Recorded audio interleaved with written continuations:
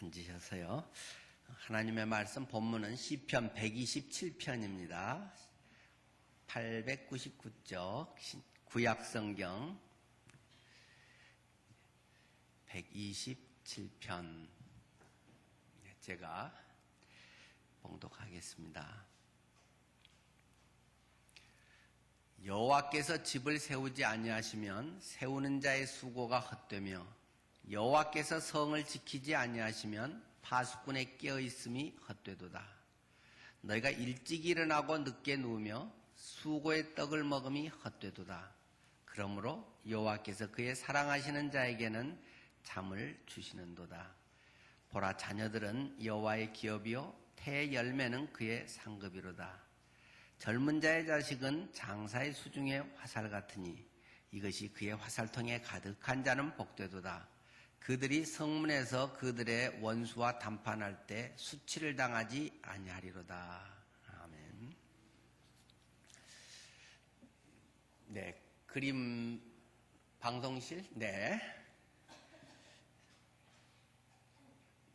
켜놔도 괜찮습니다. 네.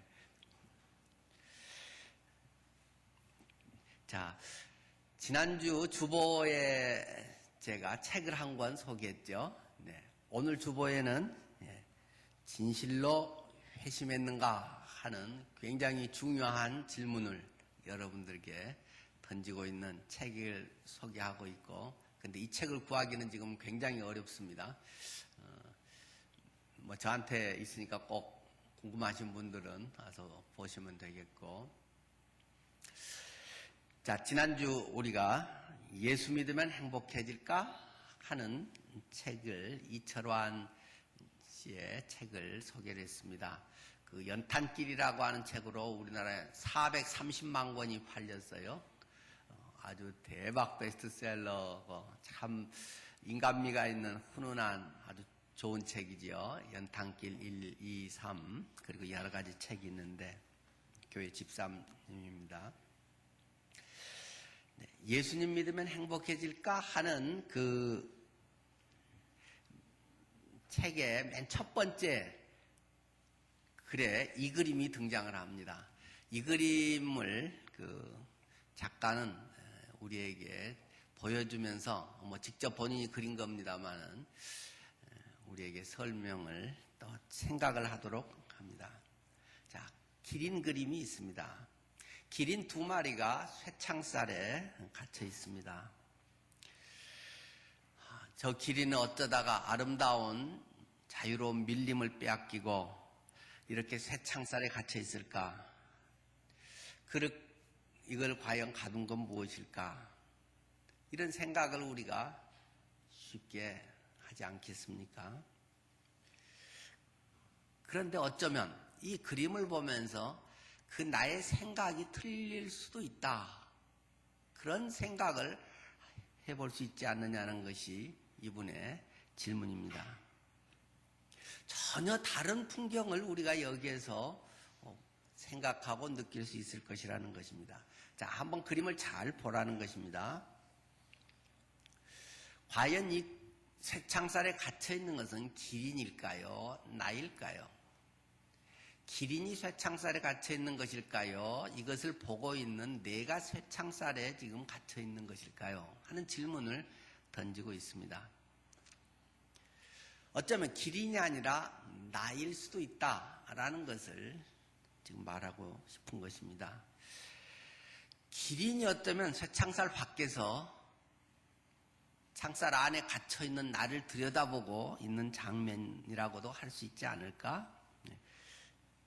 그런 것을 본다면 이 쇠창살의 그 구멍하고 기린의 눈이 정확하게 쇠창살을 빗나가서 구멍을 정확히 맞춰서 이렇게 들여다보고 있는 그런 것을 유심히 본다면 기린이 쇠창살에 갇혀있는 나를 지금 보고 있는 것이 아니겠는가라고 묻고 있는 것이죠. 우리는 말할 수 있을 것입니다. 아니, 내가 무슨 쇠창살에 갇혀있어. 내가 무슨 동물원에 갇혀있듯이 갇혀있단 말이냐. 나는 자유로운데, 나는 맘만 먹으면 어디든지 갈 수 있는데, 어디 외국 여행도 갈 수 있고 원하는 곳이면 어디든지 갈 수도 있고, 나는 먹고 싶은 건 마음대로 먹을 수도 있고, 친구들하고 재밌게 놀 수도 있고, 휴일이면 어디 밖에 나갈 수도 있고, 영화 보고 싶으면 영화도 보고, 책 보고 싶으면 책도 보고, 내가 하고 싶은 건 자유롭게 다 할 수 있는데 내가 왜 갇혀 있는 거야? 이렇게 항변할 수 있을 것이라고도 이야기합니다.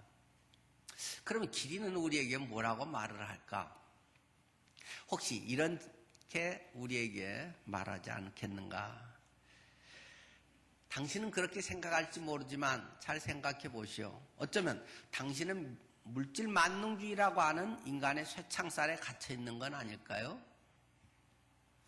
당신은 지상 외모주의라고 하는 것에 갇혀 있는 것 아닐까요?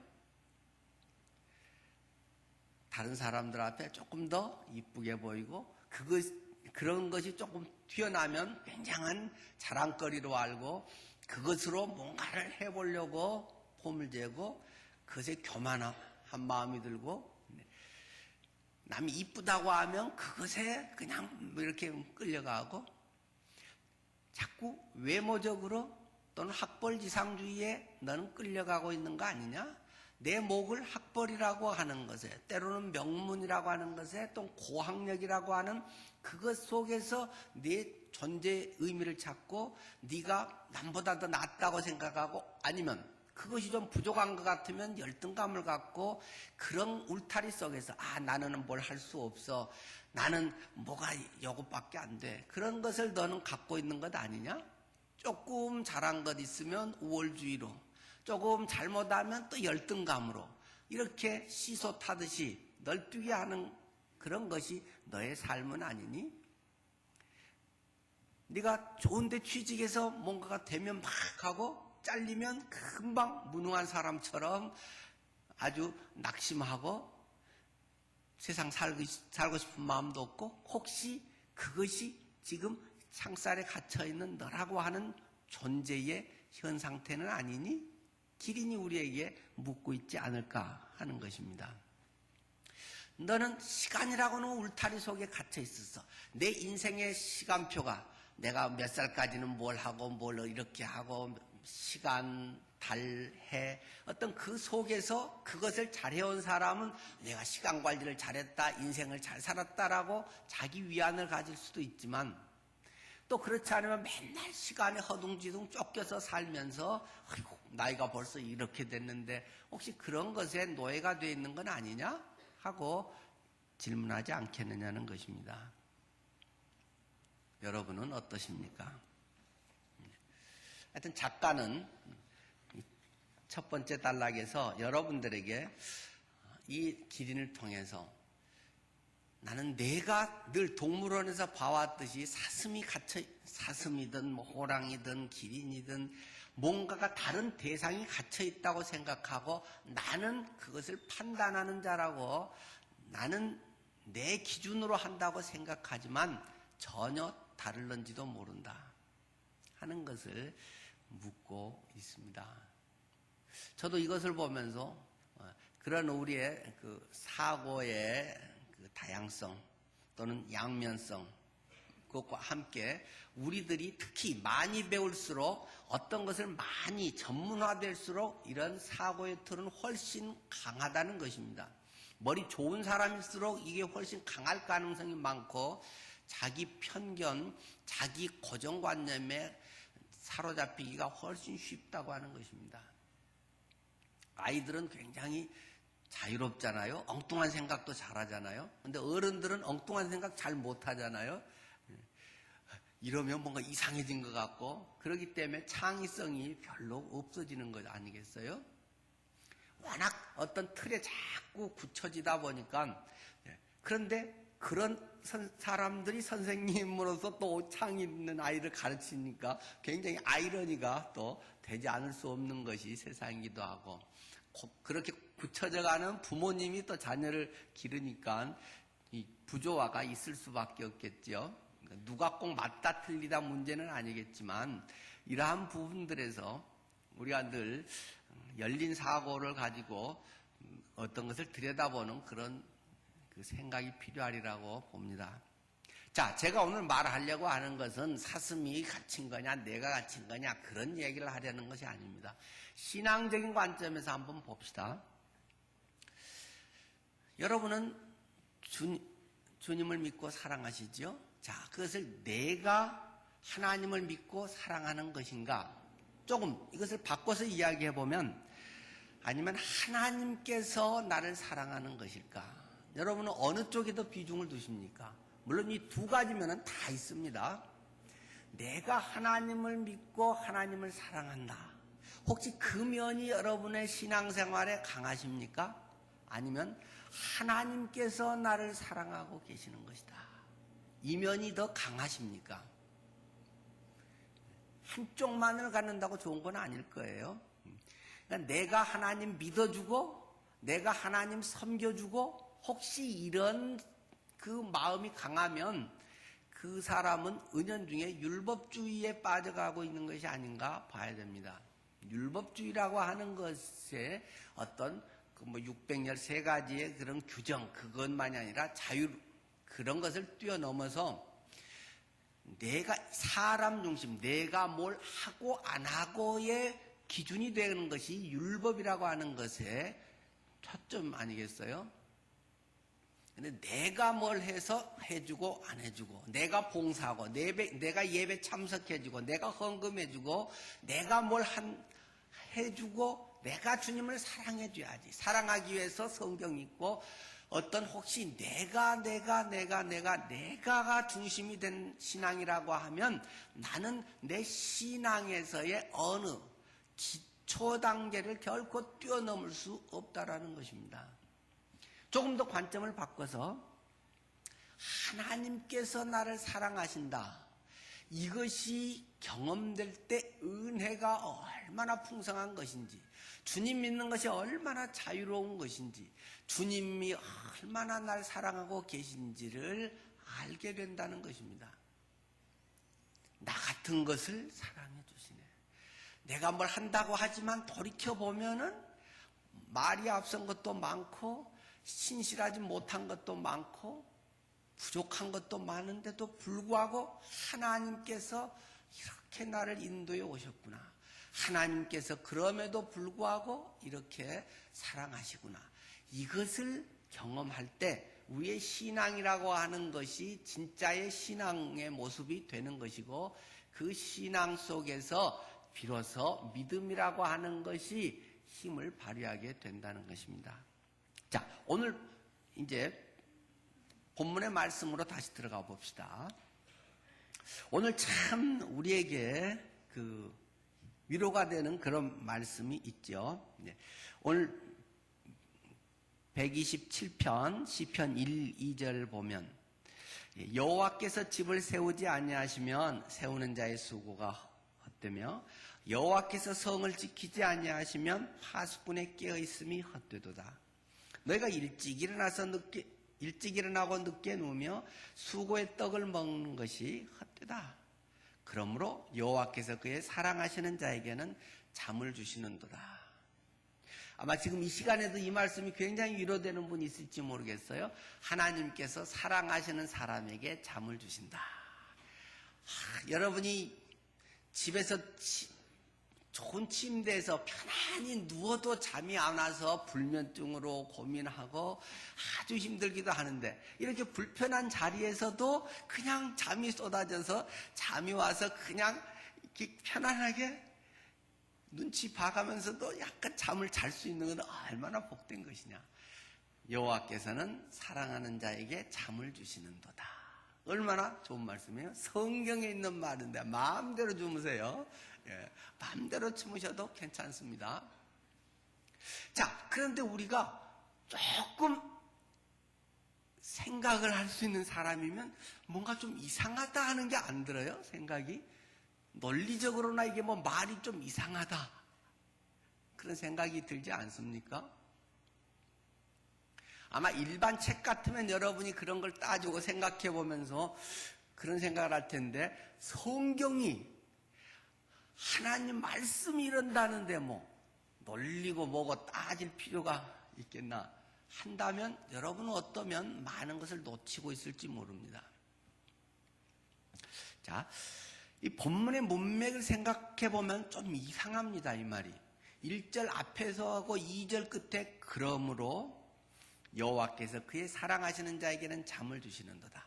마지막만 똑 잘라서 우리가 보면은 굉장히 참 위로가 되고 변명거리가 되고 재밌는 내용이 될 수 있는데, 앞에 그러므로라고 하는 어떤 앞말에 대한 결론적인 얘기, 그걸 마무리하고 그걸 매듭 짓는 거 아니겠어요? 그런데 이 말이 좀 이상하다는 겁니다. 우리 뭐 국어 독해 이런 시험 보면 아마 금방 나오겠죠. 뭔가 연결에 문제가 있는 것에 고개를 갸웃하게 된다는 것입니다. 저의 이야기보다는 이것에 대해서 전문가인 그 민영진 박사님의 그 설명을 더 소개해야 신뢰성이 있을 것 같습니다. 이 민영진 박사님은 대한성서공회 부총무를 하신 분인데, 그 성서원문연구소 소장을 하셨고, 그 세계 성경 그 번역의 세계적인 권위자입니다. 그 히브리어로도 이스라엘에서 아주 최고 유명한 히브리 대학에서 5년간 계시면서 거기에서 이런 것, 그 성경 번역, 사본, 뭐 이런 전문, 그것 전공으로 박사 학위를 받으셔서 올해 교수 생활을 또 하신 분이죠. 그래서 우리나라 사람들이 이 구절을 되게 좋아하면서 아주 편하게 하는데, 이거 좀 이상하지 않냐? 하고 질문을 하고 계십니다. 자, 다시 한번 생각해 봅시다. 시편 127편 1절입니다. 여호와께서 집을 세우지 아니하시면 세우는 자의 수고가 헛되며 여호와께서 성을 지키지 아니하시면 파수꾼의 보초, 경비가 깨어있더라도 다 헛일이다. 사람이 집을 세울 때 하나님이 그 집을 세워주셔야 그 집이 바로 설 수 있는 것이다. 파수꾼이, 경비가 아파트를 지키고 우리가 성을 지키고 내 어떤 울타리를 지킨다고 해도 하나님께서 지켜주시지 않으면 우리가 잠 안 자고 보초 서고 경비하고 그렇게 해도 헛일이 될 수 있다. 2절. 그래서 꼭 너희가 일찍 일어나고 늦게 누우며 수고의 떡을 먹는 것이 헛되도다. 사람이 아무리 일찍 일어나서 새벽같이 출근을 하고 늦게까지 야근하고 밤늦게 퇴근해서 이렇게 밥도 제대로 못 먹으면서도 살려고 애쓰고 수고를 우리가 할 수 있는 최선을 다하고 애쓰고 했어도 하나님께서 복을 베풀어 주시지 않으면 다 헛된 일이 되어버릴 수 있다. 공감이 되시죠? 그런데 지금 문제는 그러므로 여호와께서는 하나님께서 사랑하시는 사람에게 잠을 주신도다. 조금만 우리가 이성적으로 생각하면 뭔가 이상하잖아요. 말이 안 맞잖아요. 앞에서 이야기한 거하고 이거하고는 아무 상관없는 얘기를 지금 하고 있는 것 같지 않아요? 기본적으로 당연하게 이건 논리적으로 말이 엉뚱한 얘기 하는 거잖아요. 앞에 그러므로라고 하는 단어가 없으면 그 이야기 하다가 나 또 딴 얘기 하시구나. 그냥 그렇게 하면 받아들이겠는데 복잡하게 그러므로 그렇게 돼 있단 말이에요. 우리 사람이 단순하게 사람이 잠을 잘 자서 피로를 풀고 또 건강해질 수 있다. 뭐 그렇게 이해할 수도 있겠죠. 히브리 원문을 그렇게 번역할 수도 있습니다. 그러니까 이렇게 번역했어요.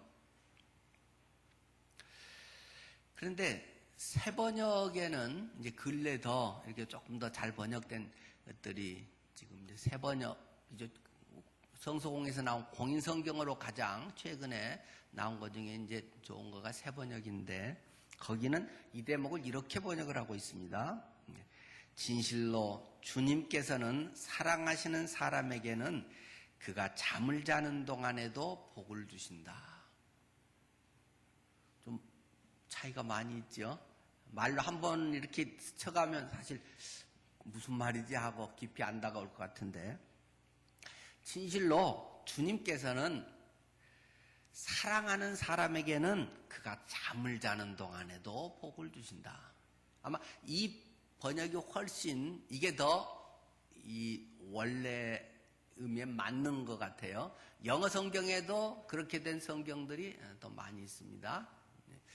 잠을 자는 동안에도 while이라는 그런 단어를 주로 써서 잠을 자는 동안에도 하나님께서 사랑하면 잠 잘 자도록 그냥 해준다. 어디서라도 그냥 잘 자고 뭐 그런다는 말이라기보다는 그럼 앞뒤가 안 맞잖아요. 우리가 이렇게 애쓰고 내가 뭐 해도 하나님이 도와주시지 않으면 안 된다. 그러므로 잠 잘 잔다. 그건 이상한 말이고, 그러니까 우리가 전혀 잠을 자는 경우와 같이 전혀 의식하지 못하는 동안에도 또 우리가 전혀 의식하지 못하는 생각지도 못했던 그런 방법으로 하나님께서는 우리에게 필요한 온갖 복을 주신다. 지금 그런 말을 하고 싶다는 것입니다. 성경에서 말하려고 하는 것은 우리가 전혀 의식하지도 못하고 잠들어서 세상 모르게 그때 도둑놈이 들어오면 어떻겠어요? 깊이 잠들고 있는데 도둑놈이 들어오면 파수꾼이 눈을 동그랗게 뜨고 있어도 어이없이 도둑놈한테 당할 수도 있는데 내가 그냥 잠에 취해 있고 깊이 잠에 빠져서 아무것도 모르는 동안에도 하나님께서는 사랑하는 자에게는 복을 주셔서 보호해 주시고 인도해 주시고 손실당하지 않게 하시고 하나님의 사랑을 그에게 나타내 주신다. 지금 여기 본래 말하고 싶은 것은 그런 뜻이란 말입니다. 그러니까 사랑하면 잠 잘 잔다 이런 말이 아니고 내가 사랑하는 자에게는 잠자고 있는 내가 손쓰지 못하고 내가 지키지 못하고 내가 어쩌지 못하는 그런 때까지라도 그런 순간까지라도 그런 어떤 생각지 못한 방법까지도 하나님께서는 다 동원해서 하나님이 보호하고 인도하신다. 마치 우리 갓난 아이가 그냥 새끈새끈 잘 때 부모가 옆에서 부채질 해주면서 여름에 더울 때는 아이 땀띠나지 않도록 해주고 혹시라도 옆에 강아지가 와서 또 깨물까봐 오면 옆에 못 오게 이렇게 막아주기도 하고 부모가 아이에게 아이는 세상 모르고 자고 있지만 부모는 그때 부채질도 하고 막아주고 시끄러운 소리 나오면 문 닫고 애 깨지 않도록 잘 자도록 도와주고 그렇게 하듯이 하나님께서 우리를 사랑하는 자에게는 그렇게 돌보고 계시는 것이다. 잘 공감이 되시죠? 그래서 복은 궁극적으로 하나님께서 주신 것이다. 그 말을 하고 싶으신 겁니다. 복은 궁극적으로 하나님께서 주시는 것이다. 내가 복을 받는다, 복된 삶을 산다라고 하는 것을 하나님에게서 떠나가서는 결코 그러한 복이 없다라는 것입니다. 예레미야 애가 3장 38절은 우리에게 이렇게 말하고 있습니다. 화와 복이 지존자의 입으로부터 나오지 아니하느냐. 우리의 인생의 화를 당한다. 불화가 있다. 재난을 당한다. 이것의 근원. 그리고 복이라고 하는 것. 이것은 하나님의 입에서 나오는 것이다.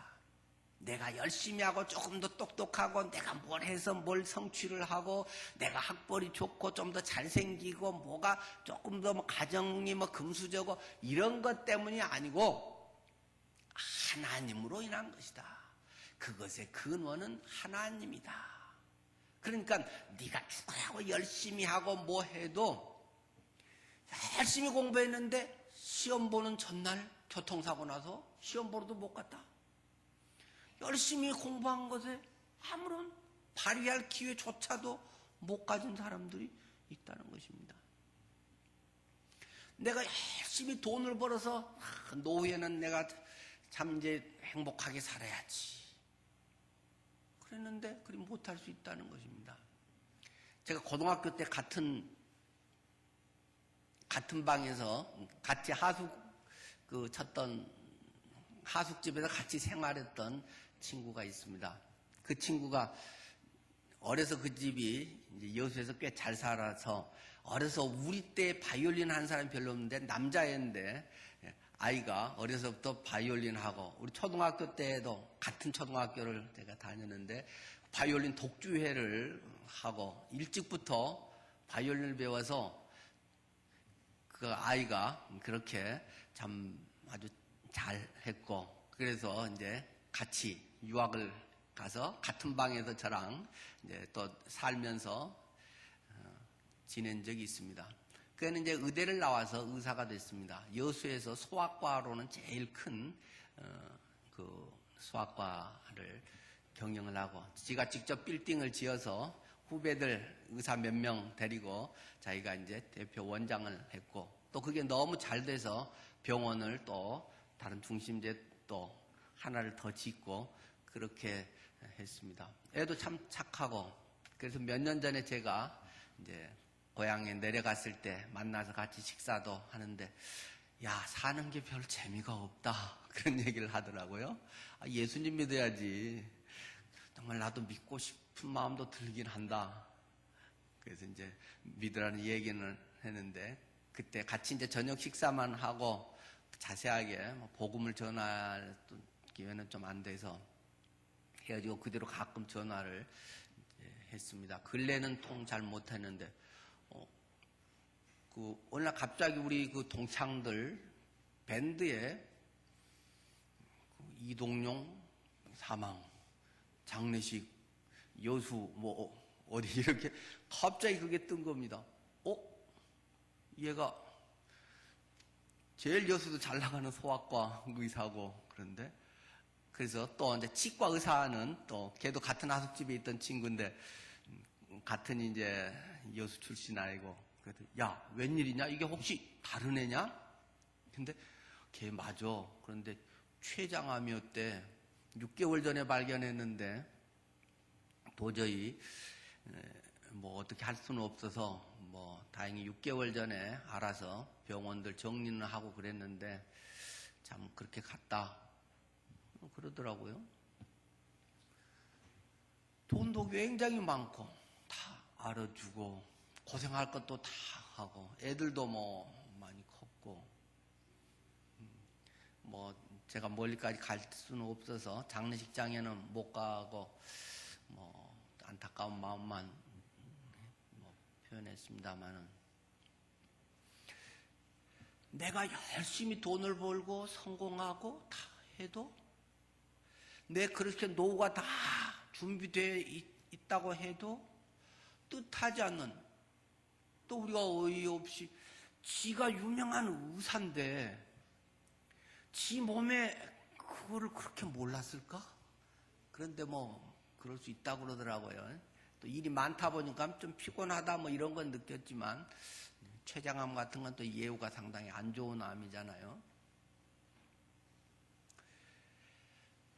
내가 열심히 수고하고 내가 계획해서 뭘 잘하고 만들어도 뜻하지 않게 복병은 인생에 얼마든지 있다는 것입니다.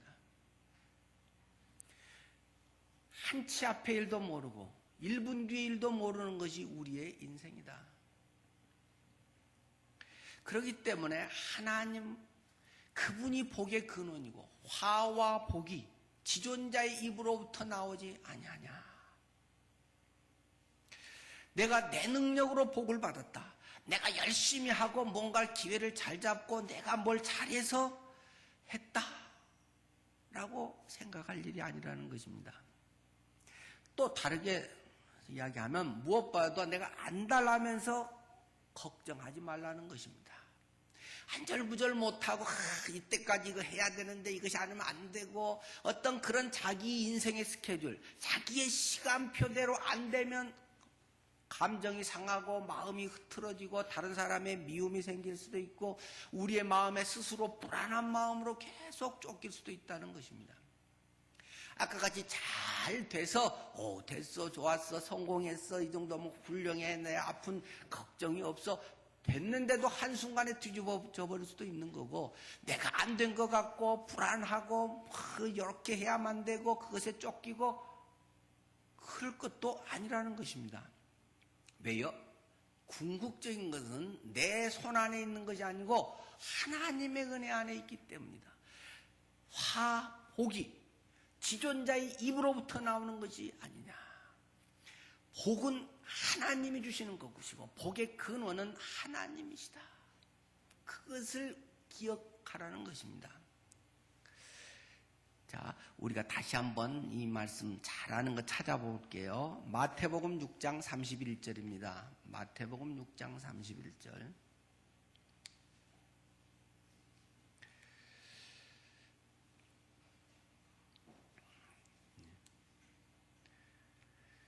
그러므로 염려하여 이르기를 무엇을 먹을까, 무엇을 마실까, 무엇을 입을까 하지 마라. 이는 다 이방인들이 구하는 것이다. 하나님 모르는 사람들이, 하나님 없는 사람들이 하는 것이다. 너희 하늘 아버지께서는 이 모든 것이 너희에게 있어야 할 줄을 이미 다 알고 계신다. 그렇기 때문에 너희는 먼저 하나님의 나라와 하나님의 의를 구해라. 그러면 이 모든 것이 너에게 꼭 필요하다는 걸 부모가 알고, 네가 생각 못한 것까지 부모는 미리 보험도 들어놓고, 얘가 크면 뭐 해야지, 얘가 이걸 졸업하고 나면 또 이걸 해줘야지. 부모는 네 생각 못한 것까지도 먼저 다 준비해주고 싶은 것이 부모 마음 아니야. 능력이 좀 안 돼서 못 해줄 수는 있고 그렇지만 능력이 되면 뭐 그것까지 해주는 경우 많잖아요. 전능하신 하나님은 뭐가 안 되겠느냐? 그렇기 때문에 그러므로 내일 일 위하여 염려하지 말아라. 내일 일은 어쩐다고요? 한번 말씀해 주세요. 내일 일은 내일이 염려할 것이요. 많은 사람들은 착각한다. 이것도 명언 이런 데서 나온 거, 이건 성경하고는 전혀 상관없는 얘기예요. 내일 일은 내일 걱정해라. 이건 전혀 성경이 없는 말이에요. 내일 일은 내일 걱정해라. 오늘 거 걱정하기도 바쁘고 내일 일이 바뀔지도 안 바뀔지도 모르는데 내일 일은 내일 걱정해라. 성경에 그런 말 없습니다. 뭐라고요? 내일 일은 내일 가서 걱정해라가 아니라 내일이 걱정하는 것이다. 걱정이 주체가 누구예요? 내가 내일이 아니라 내일이 걱정하는 것이야. 네가 하는 게 아니고 내일이 하는 것이요. 내일이라고 하는 이 무생물 주어. 이게 어떻게 지가 걱정을 하겠어요? 하나님이 하신다 그 말입니다. 내일은 내일을 주관하시는 내일의 주인이신 하나님이 하시는 것이지 네가 내일 가서 걱정하는 거 아니라는 말입니다. 옛날 성경이 좀 이 번역이 잘못돼서 개역 개정해서 이걸 확실히 고쳤어요. 영어 성경이나 이제 원어 성경 같은 데는 이런 게 좀 더 밝기 전에부터 그 번역이 된 것들이 이제 많이 있었는데 이제 우리는 좀 늦게 고쳐서 사람들이 자꾸 착각을 많이 해요. 오늘 것만 하자. 내일 일 오지도 않았는데 뭐 그리 미리 걱정하고 난리야. 그런 말 성경에 없습니다. 네. 내일 네가 하는 게 아니고 내일 가서도 네가 내일 어떻게 하겠어? 내가 오늘 100억이 있어야 필요한데 내일 가면 그냥 생기냐?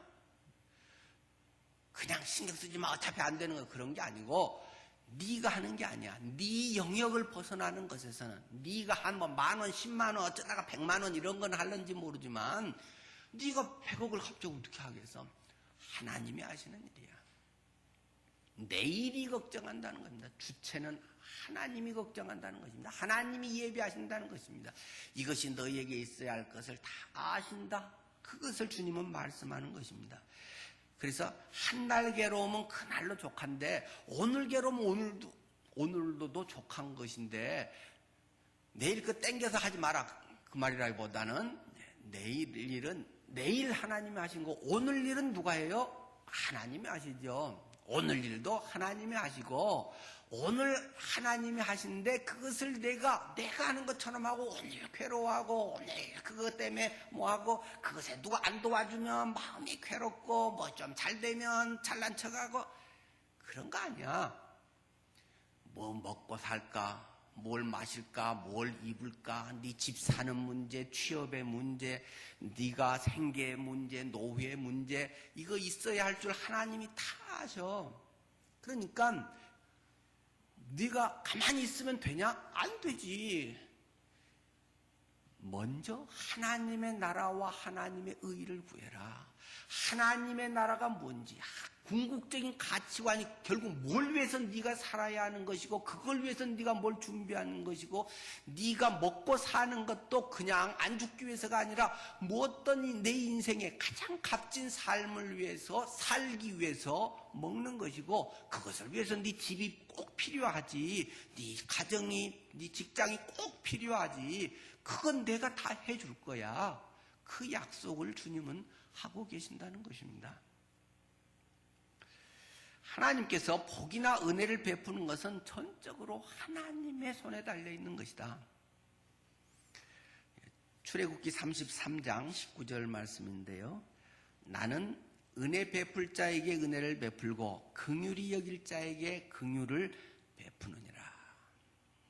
출애굽기 33장 19절 뒷부분입니다. 나는 은혜 베풀 자에게 은혜를 베풀고 긍휼히 여길 자에게 긍휼을 베푼다.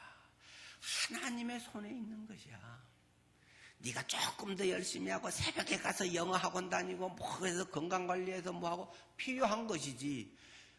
전문성과 그 일을 잘하기 위해서는 필요한 것이지. 그러나 그게 자랑거리는 아니야. 감사할 거리고, 하나님이 내게 이렇게 준비하게 하시고 그것을 위해서 또 그만큼 기여할 수 있는 게 많고, 그것이 잘 먹고 살고 네가 성공 빨리 위한 목적이 아니고 하나님이 너를 통해서 하시고자 하는 정말 귀한 뜻이 한 사람 한 사람에게 다 소중하게 있는데, 그것을 이루기 위한 하나의 과정인 것이야. 그렇기 때문에 그것은 감사할 제목이 되는 것이고, 지금까지 나를 이끌어 오신 하나님의 그 섭리가 너무 귀한 것이고, 어떻게 써먹을런지 나는 아직 모르지만 하나님은 다 깊은 뜻이 있어서 준비케 하신 것이야. 다 헛일이 아니야. 이렇게 우리에게 말씀해 주신다는 것입니다. 복, 은혜 전적으로 하나님의 손에 달려있다. 너의 미래는 하나님의 손에 달려있다. 그것을 이야기하는 것입니다. 그렇기 때문에 내가 하나님 사랑해, 내가 믿어줘가 아니라 하나님이 날 사랑하시는구나를 발견하는 것입니다. 믿음은 주님이 날 위해 이렇게 해주셨네. 전에는 그것도 모르고 철없이 살았는데 이렇게 해주신 건 내가 왜 그리 몰랐을까? 왜 그리 철이 없었을까? 하면서 점차 나이 들면서 부모 마음을 이해하듯이 그것을 알아가는 것을 우리는 신앙이 성숙된다라고 표현하는 것입니다. 다시 본문에서 우리가 성을 지키는 것이나 나의 어떤 울타리를 지키는 것, 내가 돈을 지키는 것, 이 성이라고 하는 건 또 나의 자리도 되겠죠. 나의 인기도 되겠죠. 내가 어떤 그 안에서 뭔가 나만의 세상에서 하고 싶은 그 성을 지키는 것, 또 아침 일찍 일어나고 밤늦게까지 일하고 성실하게 열심히 하는 것도 중요한 것이지만, 하나님의 사랑을 받지 못하면 내가 주인 돼서 내 멋대로 나의 목표와 나의 자랑, 나의 안위를 위해서 한다면 그 수고는 다 헛수고야. 하나님이 돕지 않으신다면 모든 노력이 다 물거품이 될 수 있는 거야. 지금 이 시는 누가 쓴 시라고요? 솔로몬. 그 앞에 써져 있죠? 솔로몬 성전에 올라간 시. 누구보다도 똑똑한 사람이었고, 누구보다도 공부 많이 한 사람이었고, 누구보다도 글도 많이 쓴 사람이었고, 왕이었고, 최고의 자리, 최고의 인생의 것을 다 누린 그의 고백이, 이 모든 것은 다 하나님의 도우심이 아니면 헛되고 헛되며 헛되고 헛되니 모든 것이 헛되도다. 사람이 해 아래서 수고하는 모든 수고가 무엇이 유익한고, 한 세대는 가고 한 세대는 오되 땅은 영원히 있을 뿐이다. 전도서의 고백처럼 네가 뭐 한다고 해서 막 하는 것이 헛될 수 있는 것이다. 먼저 그의 나라와 의를 구하라. 주님의 도우심을 기억해라. 네가 지금 약하고 힘들다고 너 힘으로는 할 수 없다고 할지 모르지만 네가 주님께 의지해봐라. 장갑이 그대로는 아무것도 할 수 없을지라도 그 손에 손이 들어가면 장갑은 무거운 것도 들을 수 있고 별것 다 할 수 있지 않느냐. 네 인생에 예수 그리스도가 인생에 들어와서 예수 그리스도가 너의 엄지손가락이 되고 검지손가락이 되고 새끼손가락이 되고 주님이 함께 하시면 무엇이든지 다 집어서 네가 가질 수도 있는 것이고 무엇이든지 손을 펴서 베풀어서 나눠줄 수도 있는 것이고 너의 인생 속에 네 껍데기 장갑이 가죽 장갑이네 면 장갑이네 그게 중요한 게 아니고 그 속에 손이 들어와 있느냐 손이 없느냐 생명이 있느냐 없느냐 움직일 수 있느냐 없느냐가 중요한 것이지 가죽 장갑이면 어떻고 뭐 무슨 명품이면 어떻고 조금 보기 좋을 수 있고 조금 부드러울 수 있지만 그것이 일하는 거 아니야. 네 손에 장갑에 하나님의 손 하나님의 성령이 네 속에 들어와 계시니 그분이 이것을 움직이고 계시니 그것이 중요하다는 걸 우리에게 강조를 하고 있습니다. 하나님께서는 그분이 사랑하시는 사람은 그가 세상 모르고 찬 동안에도 그가 무방비 상태에 있는 동안에도 복을 주셔서 지켜주시고 눈 시퍼렇게 뜨고도 파수꾼이 도둑질 당하고 엉뚱하게 뭐 쉬운 것 같이 사기당할 수도 있지만 하나님은 내가 뭘 잘 모르는 상황에서도 오히려 뜻하지 않게 막아주시고 인도해 주시고 사랑하는 사람에게는 잠을 자는 동안에도 그렇게 함께 해주시는다. 그것을 솔로몬은 경험하고 이 지금 노래를 하고 있는 것입니다.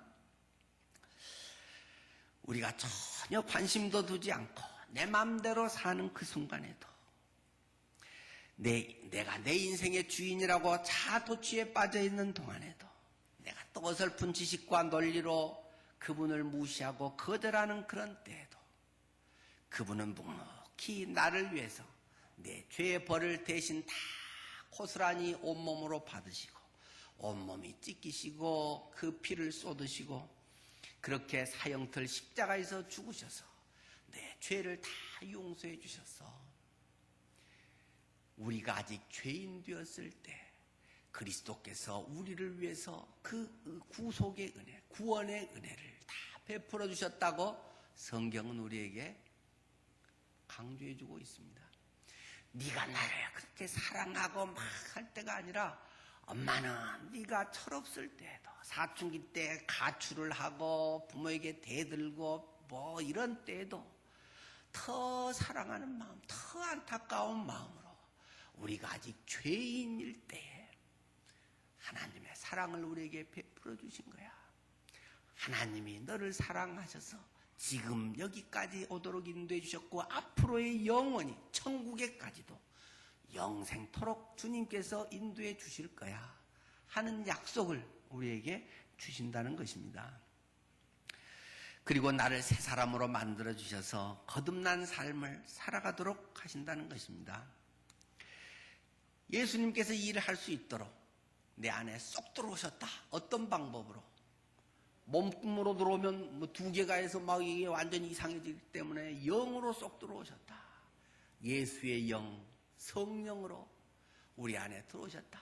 어떻게? 그분이 부활하심으로 말미암아서 부활하신 그분이 내 안에 쏙 들어오셔서 내 힘으로는 옛날같이 뭐 어떻게 해보고자 하지만 장갑지가 어떻게 하겠니? 그 속에 손이 들어와야지. 생명 있는 움직이는 것이 들어와야지.